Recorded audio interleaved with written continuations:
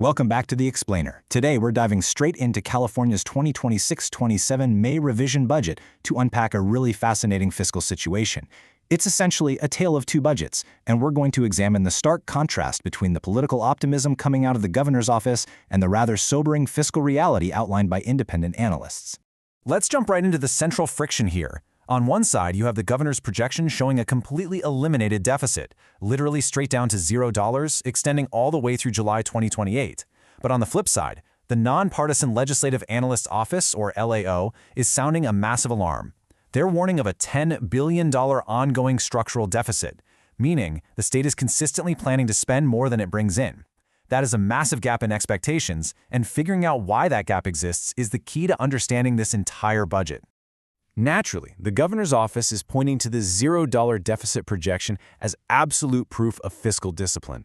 They claim they've bridged this huge financial gap without resorting to major new ongoing spending commitments, arguing that the budget protects essential services while officially balancing the books for this year and the next. Section 1. The AI Revenue Surge. So, how exactly does the state achieve that balanced budget on paper? Well, the answer might actually surprise you, because it has a whole lot to do with Silicon Valley. The state's balance sheet right now is basically floating on a staggering $16.5 billion revenue surge. And what's driving it?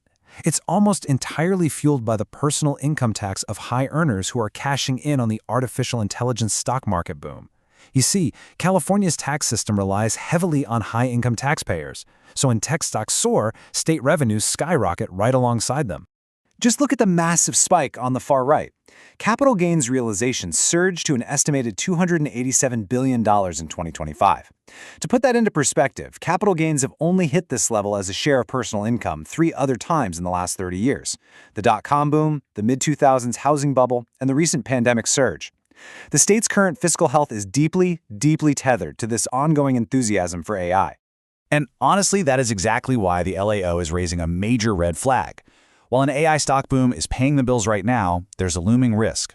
The LAO warns that stock market runs like this almost always end in a dramatic reversal. If this AI bubble bursts the way the historic dot-com bust did, California could be staring down a terrifying $100 billion revenue hole. So balancing the budget on such incredibly volatile revenue, it's a very risky bet. Section 2. Paying the bill.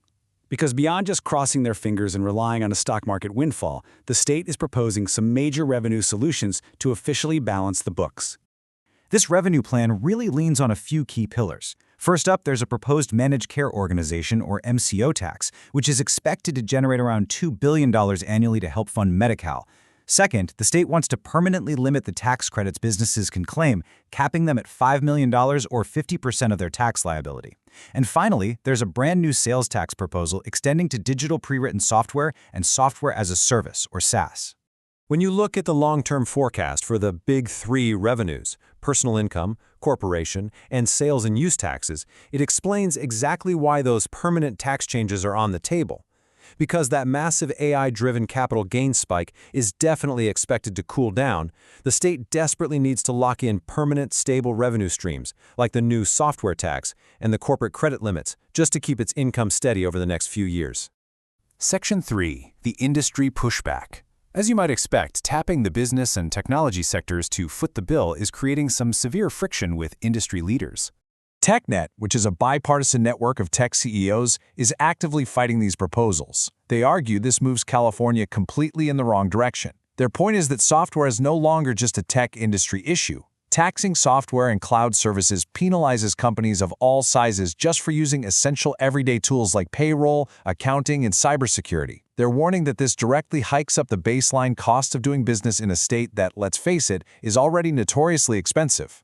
On top of that, the California Chamber of Commerce is pointing out a massive, ignored liability.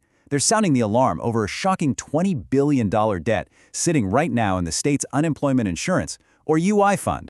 Let's break down why this matters so much on the ground. The UI fund has basically been insolvent since the pandemic. And because of this ongoing debt, federal law triggers automatic tax increases on employers.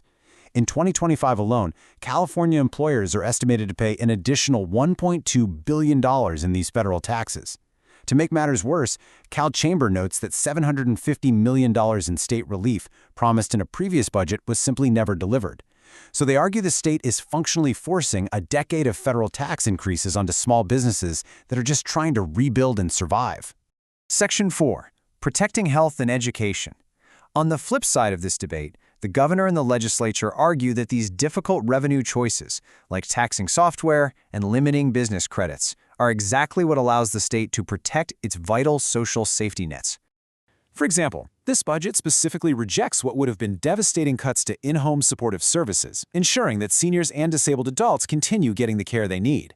It also provides $300 million in total subsidies to keep covered California health insurance premiums low for working families, and it delays previously proposed cuts to Medi-Cal dental services and community clinics.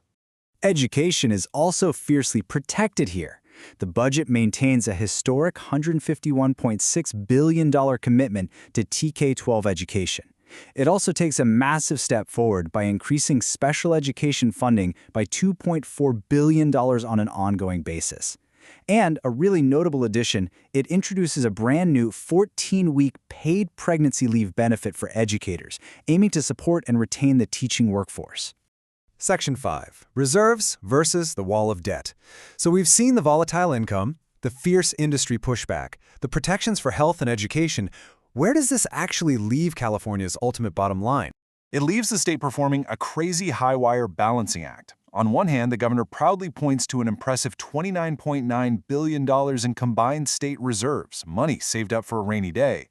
But offsetting that entirely is a nearly $30 billion wall of debt.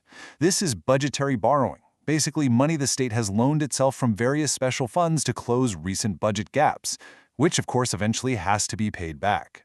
The LAO cautions that this massive reliance on internal borrowing actively undermines the security of those reserves. By treating borrowed money as a solution, the state masks its structural deficit and leaves itself highly vulnerable. If the AI stock market stumbles, California is going to have to deal with a revenue crash while simultaneously owing billions of dollars to its own internal funds. Which leaves us with this crucial question to consider as we wrap up. Has California genuinely and structurally balanced its future through careful discipline, or is this current budget just a fragile house of cards, propped up by an AI stock market boom, waiting for the next dot-com-style crash to bring the whole thing down? It is a fascinating dynamic to watch unfold. Thank you for joining me for this explainer, and definitely keep an eye on these numbers as the fiscal year progresses.